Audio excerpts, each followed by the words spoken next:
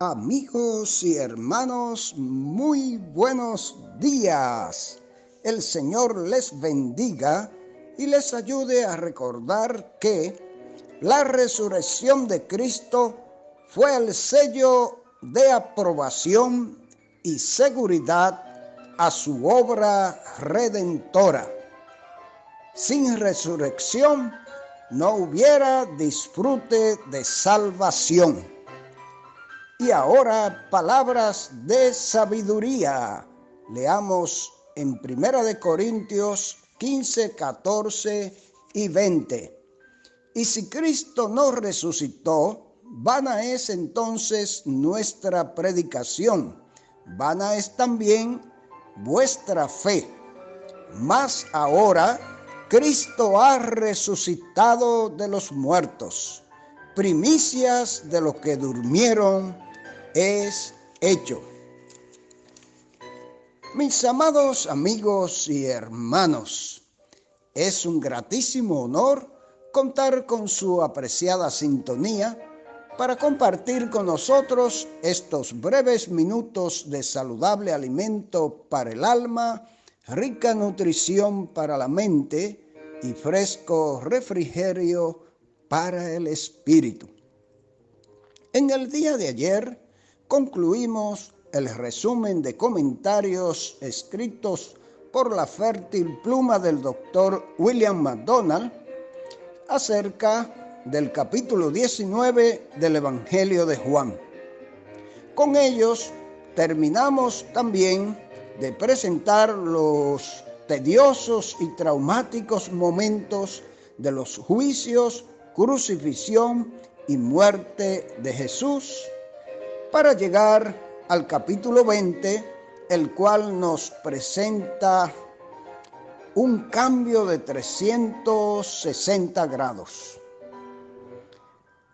Nos narra el momento de mayor júbilo, valor y esperanza de la fe cristiana. La resurrección de Cristo llevada a cabo al tercer día de su sepultura, tal y como había sido prometida, se convierte en el sello de diamante de su obra redentora. Escuchemos pues los comentarios del Dr. MacDonald sobre este insólito acontecimiento, hoy con el tema La tumba vacía, Juan 20 del 1 al 10. Pero antes disfrutemos de la autorizada pluma de Matthew Henry, que introduce el tema y el capítulo de la siguiente manera. En este capítulo, Juan nos refiere no la resurrección misma del Señor, sino las pruebas evidentes de ella. Primero las que se presentaron en el sepulcro y en sus inmediaciones. La tumba pareció vacía, pero en orden. 2 ángeles se aparecieron a María Magdalena en el sepulcro. Y 3, Cristo mismo se manifestó resucitado a María Magdalena. En segundo lugar, vamos a ver las que ofreció Jesús a los discípulos reunidos. Al atardecer del mismo día de la resurrección, estando ausente Tomás, y a los 8 días después, estando presente Tomás. Antes de entrar en el comentario a este capítulo, es de notar que los apóstoles tenían un sumo interés mayor que en ningún otro aspecto del mensaje evangélico en presentar pruebas evidentes, fehacientes de la resurrección de su Maestro. Y ello por las siguientes razones. La primera, porque esta era la prueba a la que él mismo había apelado como la más convincente y definitiva de que era el Mesías prometido. Por eso mismo, sus enemigos estaban empeñados más que nunca en que esta prueba quedase desprovista de su fuerza y por eso inventaron el fraude que leemos en Mateo 28, 11 al 15. Porque de la realidad de la resurrección dependía la consumación de la obra de nuestra redención. Romanos 4, 25 y 1 Corintios 15. En tercer lugar, porque después de su resurrección, Cristo se hizo visible no a todo el pueblo, sino a los testigos que Dios había escogido de antemano. Hechos 10:40. Estos testigos eran los encargados de proclamar solemnemente a todo el mundo el núcleo del Evangelio, que incluye la resurrección de Cristo de acuerdo con las Escrituras. 1 Corintios 15.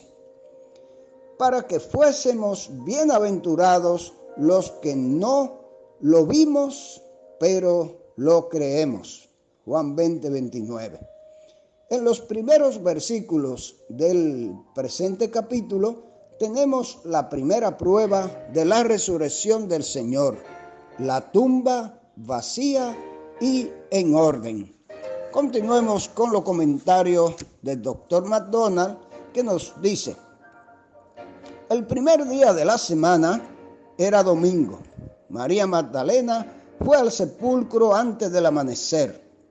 Es probable que el sepulcro fuera un pequeño cuarto cavado en la ladera de una colina o un acantilado.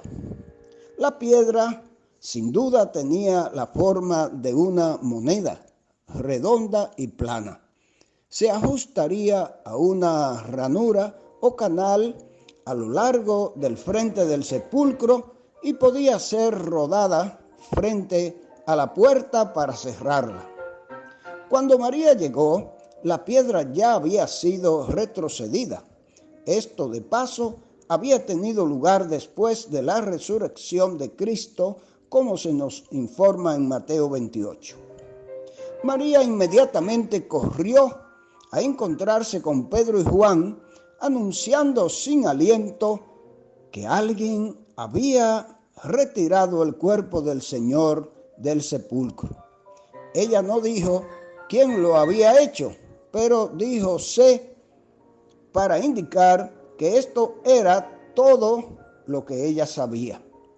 La fidelidad y devoción de las mujeres en la crucifixión y resurrección de nuestro Señor debe resaltarse. Los discípulos habían abandonado al Señor y huyeron. Las mujeres estuvieron presentes sin tener en cuenta su seguridad personal. Estas cosas no carecen de significado. En el versículo 3 es difícil imaginar lo que Pedro y Juan estarían pensando mientras corrían fuera de la ciudad hacia el huerto cerca del Calvario. Juan era probablemente más joven que Pedro y llegó primero a la tumba vacía. Parece que la tumba tenía una entrada baja que requería agacharse para entrar o mirar adentro. Juan vio las vendas de lino colocadas allí. Probablemente mantenían todavía la forma aproximada que cuando quedaron enrolladas alrededor del cuerpo.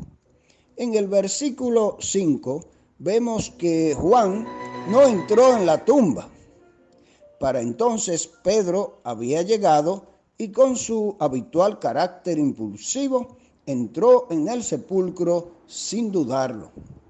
También vio los linos apoyados, pero el cuerpo del Salvador no estaba allí. Y el sudario que había estado sobre la cabeza de Jesús, no puesto con los lienzos, sino enrollado en un lugar aparte. Es un detalle puesto en el versículo 7 para mostrar que la partida del Señor fue ordenada y sin prisa. Si alguien hubiera robado el cuerpo, no habría doblado el sudario cuidadosamente. Juan siguió a Pedro al interior de la tumba y vio la colocación ordenada de las telas de lino y el sudario. Y vio y creyó, es decir, comprendió. Ante él estaban las evidencias de la resurrección de Cristo. Hasta entonces, los discípulos no habían entendido realmente las Escrituras que declaraban que el Mesías resucitaría de entre los muertos. El Señor mismo se lo había dicho a ellos repetidas veces, pero no lo asimilaron. Juan fue el primero en comprenderlo. Pedro y Juan regresaron a sus alojamientos, probablemente en Jerusalén. No tenía sentido el esperar junto a la tumba. Sería mejor contarle a los otros discípulos lo que habían encontrado. Maravilloso, mis amados amigos y hermanos. Aquí hay hechos evidentes que trataron de ser ocultados, pero fue imposible, acerca de la resurrección de nuestro bendito y glorioso Salvador. Como hemos dicho, sin la resurrección de Cristo, su muerte no tendría sentido en cuanto al plan de salvación. Su efectividad, justamente, y sello final fue realmente la resurrección al tercer día, tal como estaba profetizado y él mismo había anunciado. Es un hecho contundente, mis amados, e innegable. Ojalá que el Señor nos ayude a confirmar más nuestra fe en Él y saber que así como Él resucitó, también nos resucitará a nosotros con poder un día, y un día estaremos para siempre con Él. Que el Señor nos bendiga y nos ayude a comprender estas cosas y a afirmar nuestros corazones en Él.